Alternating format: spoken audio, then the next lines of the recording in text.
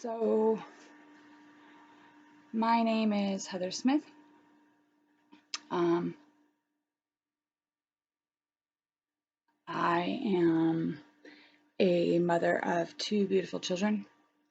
I am a artist. If you can't see my wall back here, I've just been painting the wall. I am the owner of a dog whose name is Girlfriend. I am a writer. I am a pretty much college graduate.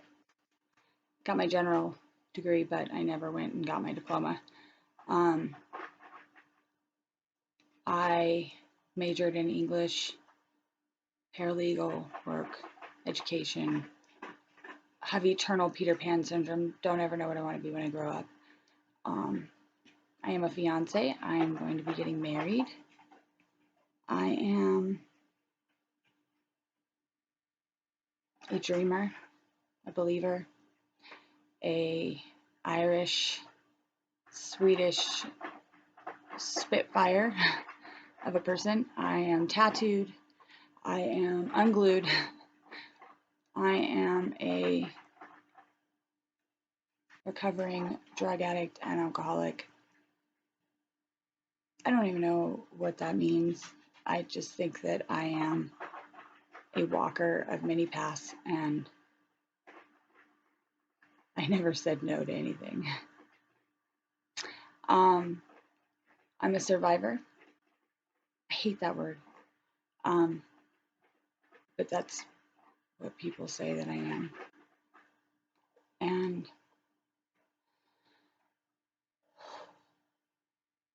I am a domestic violence survivor. I could say, I don't really know how you use the word survivor in a sentence. I had no choice. I just had to. You either live or you don't. So people always say, you're so strong. And I say, okay. I was never taught to not be strong. My mother is a narcissist. And she also is quite insane. So growing up, she wasn't very compassionate, and she didn't have a mom, so that made her very harsh and cold. And what's really sad about it is that I know that in there, in her deepest dark of souls, she really did have a heart. And I was her heart.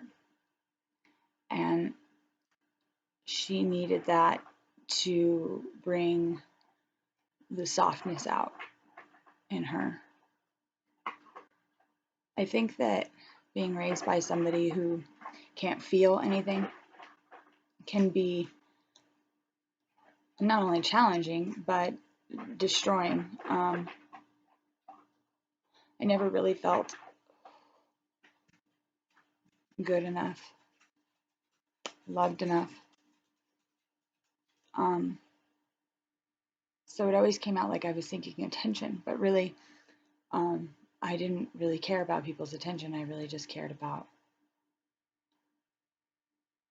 loving myself more than she did, because I knew I wasn't ever going to get it. Over the years, I have found out things that are unbelievable. So I grew up in Wyoming, and in Wyoming, it's like a different, you could say,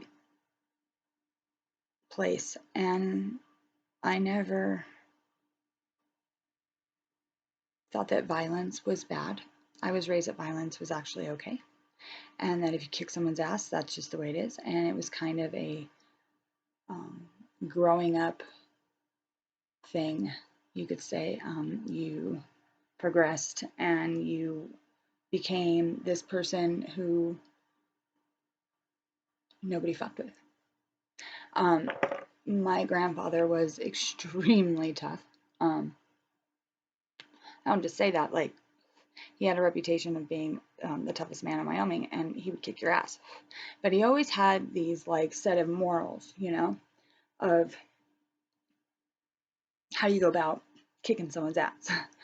So you don't beat women. You don't talk down to women. You don't get in a fight unless you have to. And if you have to, then you give it to him.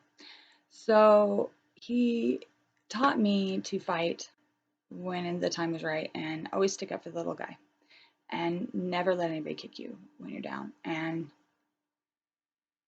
to stand up for what you believe in, and to never stop fighting for it. And he also taught me that you can fight more with your brain than you can with your fists.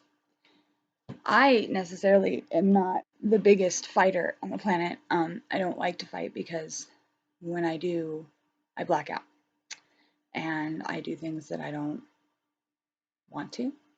So I've learned to control things like that through the years. I don't really fight like that.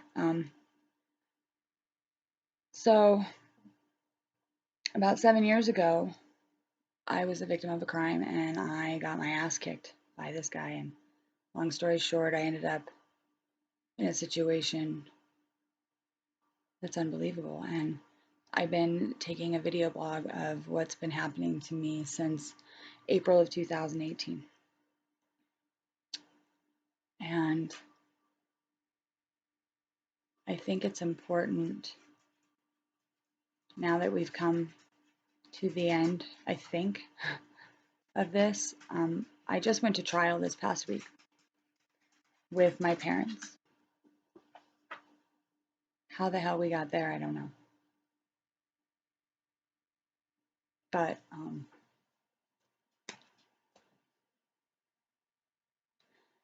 I had to fight to get my son back from them because they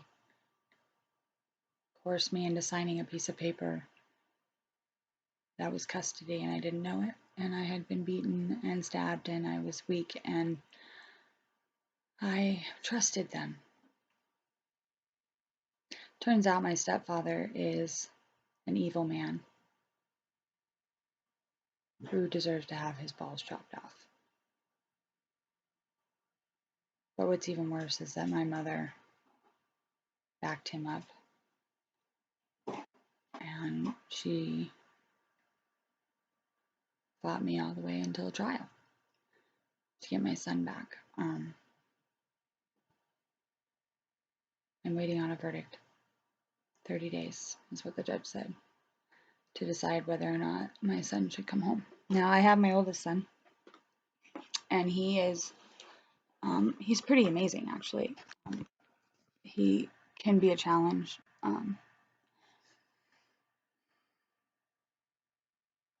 but he's amazing, and he stood up with me in court, and I think that I am more proud of him than he even realizes. I think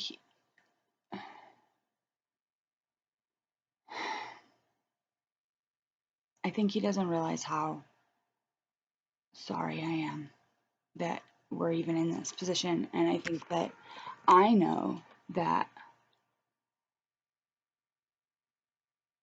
it's my fault. Now everybody can say, it's not your fault, it's not your fault. Bullshit. If I was a better mom, I would have done so many things different. And I didn't.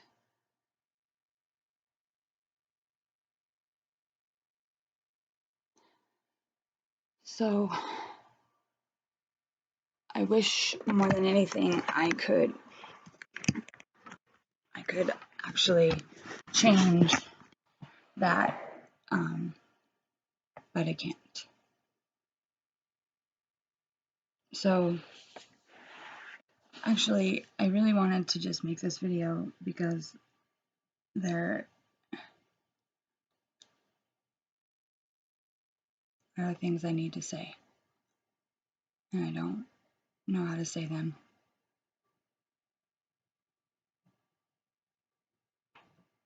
I don't know. Maybe now isn't the right time. So here we go, I guess. Fuck.